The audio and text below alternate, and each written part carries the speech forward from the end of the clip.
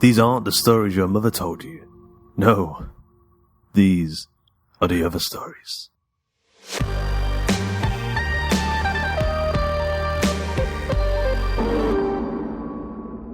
The Miner's Door by Daniel Willcocks.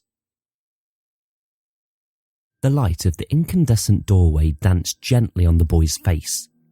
Somewhere, far off it seemed, he could make out the echoing clang of a pickaxe on rock. Regular. Rhythmic. Oi, Sammy, you heard this? The boy didn't have to look to see Donald's Cheshire cat grin. What's that? Wheezed Samuel, spluttering into the ring of his fists. The folds between his chins looked sore, red. Dislodged dust collected and rubbed between the flesh, creating a large brown clump that fell periodically. So far, no pearl. Kinder. Hey, Kinder. Clang. Kinder. Donald's fucking answer me now, call.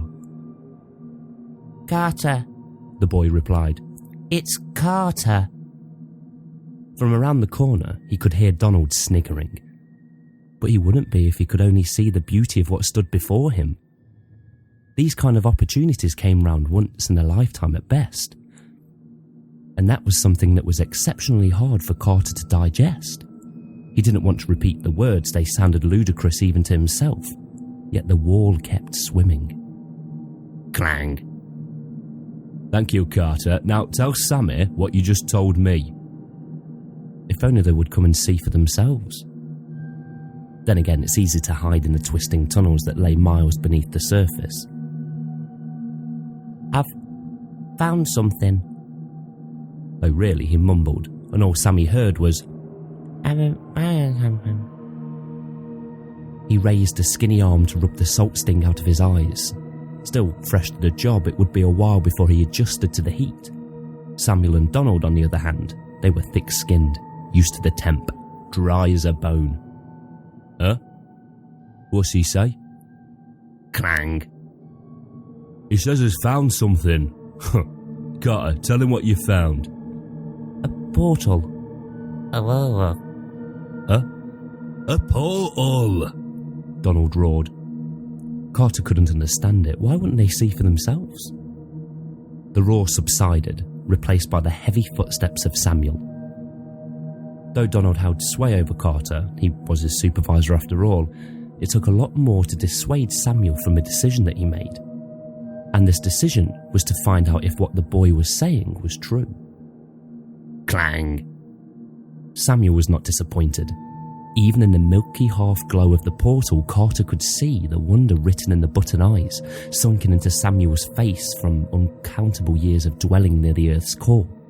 Digging. Digging, always digging. Despite themselves, they moved closer, hearing the gentle buzz of the blue. One more step and the whirling instantly magnified, a vacuum cleaner crossing carpet to lino. Somewhere in the movement of it all, there was something barely audible, yet altogether distinct. There were voices. Don? You might want to see this. It's beautiful. Samuel reached out a bloated finger to feel the hypnotic droplets. The portal, more like a door than any portal Carter had ever imagined, seemed to reach back, puckering at the point in which Samuel's finger aimed to reach. Only an inch now, quivering. Clang! A calloused hand grabbed their collars and threw them onto the hard ground below. Small dust mushrooms puffed in front of their faces before fading. Donald stood silhouetted before the doorway, drinking in the beauty, its edges impossibly straight against the rough-hewn rock on which it laid. The sapphire hue seemed to shift and transformed into an iridescent light show that glittered onto the faces of the three, melting to an angry red. It was almost as if it knew it was going to be violated.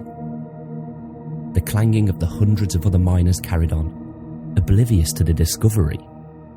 Donald's discovery, his eyes seemed to say as he passed a hungry look to Carter, the boy who hadn't been lying.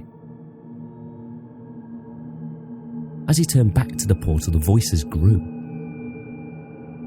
through the swirling galaxies that formed the portal's body, he could almost see them. Following the voices of instinct, he drove his head forwards into the water and felt a thick, cooling sensation pass over him. Samuel and Carter rose in a second, rushing towards Donald's headless form. Taking a shoulder each, they heaved backwards, pulling him slowly back to their side. His neck returned first, then his ears, until finally his head returned with a satisfying a lollipop out of honey. Shit, he managed to gasp, somehow managing to appear as though he'd walked through a waterfall, yet making it to the other side without a drop of moisture. He looked to the others with a far-off wonder in his eyes. Boys, he sniggered after a moment. Raise the alarm. We've hit the big time.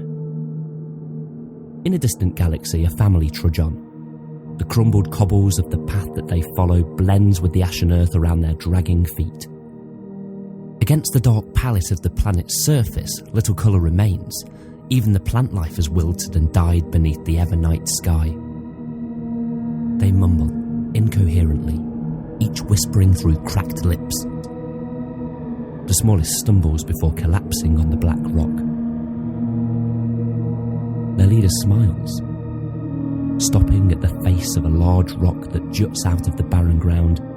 He turns to address the others, who immediately flump to the floor with exhausted sighs, their eyes a milky white, before waving his crutch in a wide arch.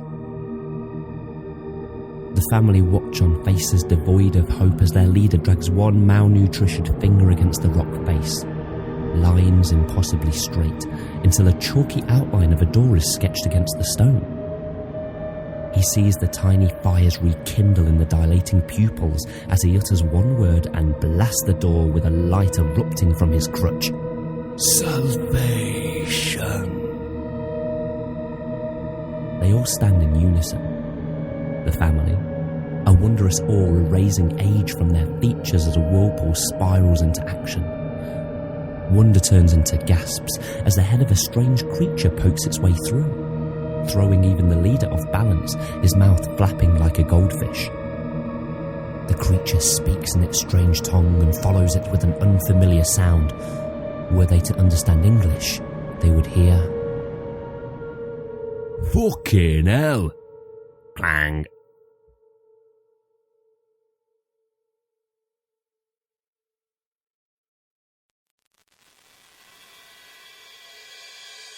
I hope you enjoyed this episode of The Other Stories.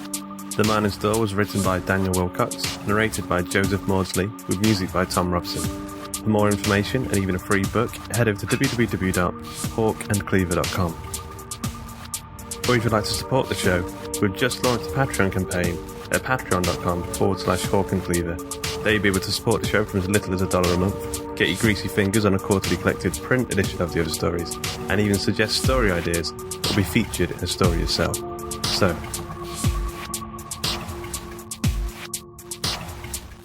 until next time.